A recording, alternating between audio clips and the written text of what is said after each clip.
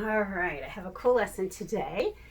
Continuing a little bit on from Friday, we talked about um, making your voice match your feelings. So we were talking about when we're reading, we read a little bit from Ember, and we talked about how your voice has to match the feelings that are happening in the book. So I want to take that a little bit farther today and talk a little bit more. So about when we read. So when we're reading, whether it's out loud or to ourselves, we want to make sure we have two different kinds of voices that we can use. And I'm not talking about like silly voices or scary voices or that kind of voice, but I have two different kind of voices that we can use. So when we're reading, we either are going to be using your character voice, so the voice when a character is talking in your story, or when you're going to use your narrator voice when the story is just happening and you're reading what's going on. So you have two different ways of reading: when somebody's talking, the character voice, or when the story is just going on and it's your narrator voice. Two different ways of talking. Okay, so you want to match your voice to the character's tone, so with what's going on in the story. So I put an OMG over here. So the character's tone, that's what we talked about on Friday. So the character's tone of their feelings and what's going on. You also want to match it to the character's feelings. Okay, so if they're happy, they're sad, how they're feeling. And then you also, this is a hard one, you have to kind of be looking ahead a little bit and figuring this one out. You also want to match it to the punctuation. So if it's a question, you want your voice to sound like a question. If it is an exclamation point, you want it to sound excited, right? You want, right? If it's one of those dots, you kind of let your voice trail off a little bit. And then suddenly, you kind of let your voice trail off if there's one of those ellipses, one of those dots. Okay, so I'm actually going to read a little story to you today, and I'm going to show you how I do these things, how I use a character's voice and a narrator's voice, how I look for the tone and the feelings, and how I pay attention to that punctuation. Okay, so I'm going to read you a story. I'm going to turn you around, and I'm going to turn you to my desk. Again, back to my desk. Turn you down. Bring you down. And flip you down to my desk. Okay, so I'm going to read you this story. I'm not sure if we read this one or not. I couldn't remember if we did or not. I know we read The Dot, which is also by Peter H. Reynolds, but I couldn't remember if we read Ish or not. It's the same author. So if we read this one, that's great. We'll read it again, and if not, it'll be a new one for you. So this is a story called Ish. Okay, so here we go.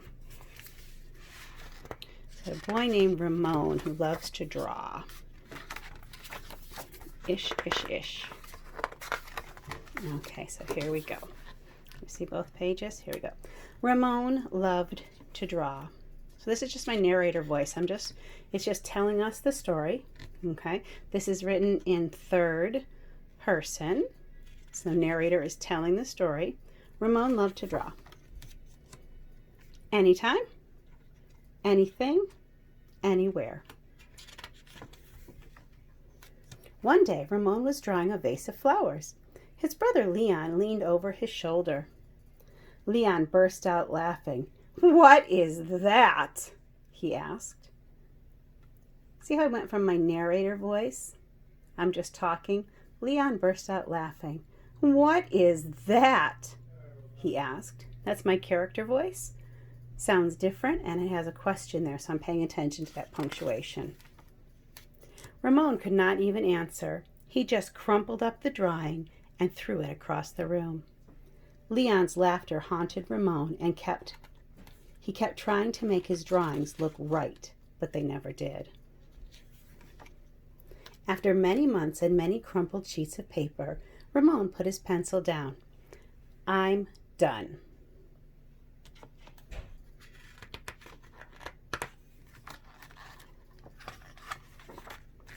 Marisol, his sister, was watching him. "What do you want?" he snapped. So I'm paying attention to the tone here. It's a question, but he's not just saying, what do you want? He snapped. So I'm paying attention to his tone. I'm looking at him. He's not feeling happy. So he's saying, what do you want? I was watching you draw, she said. Ramon sneered. I'm not drawing. Go away. Marisol ran away, but not before picking up a crumpled sheet of paper. Hey, come back here with that. Ramon raced after Marisol up the hall and into her room.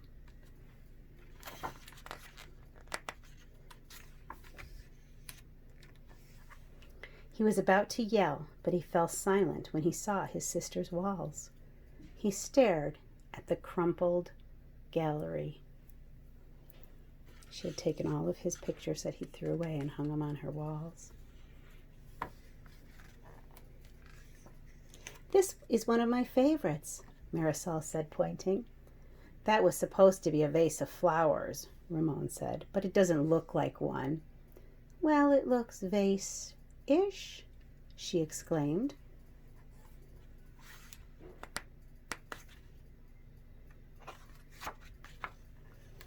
Vase-ish? Ramon looked closer. Then he studied all the drawings on Marisol's walls and began to see them in a whole new way. They do look ish, he said.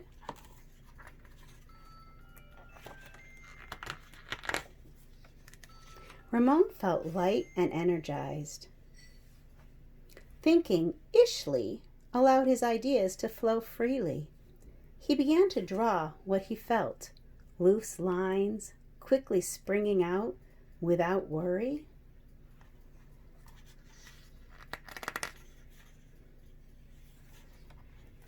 Ramon once again drew and drew the world around him. Making an ish drawing felt wonderful. He filled his journals. Tree-ish, house-ish, boat-ish, afternoon-ish, fish-ish, sun-ish.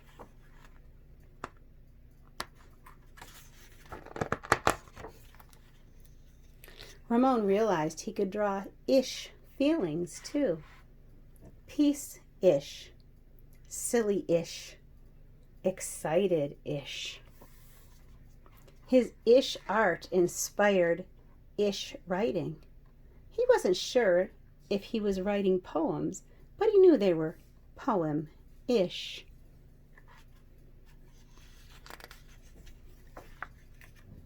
One spring morning, Ramon had a wonderful feeling. It was a feeling that even ish words and ish drawings could not capture. And he decided not to capture it. Instead, he simply savored it.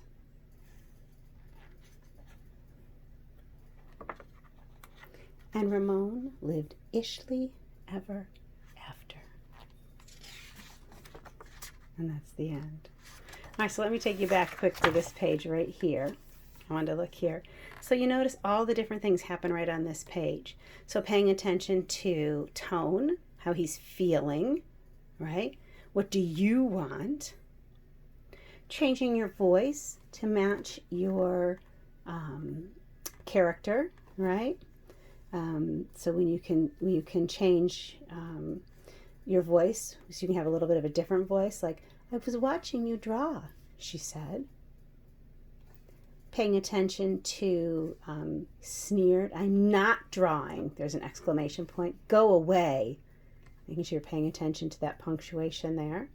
And then changing it when you're just talking about just the narrating part. Ramon raced after Marisol up the hall and into his room. That's just regular talking voice for that part. You're just doing a regular talking voice. All right, so those are paying attention to all those different things I'm showing you in this story called Ish. All right.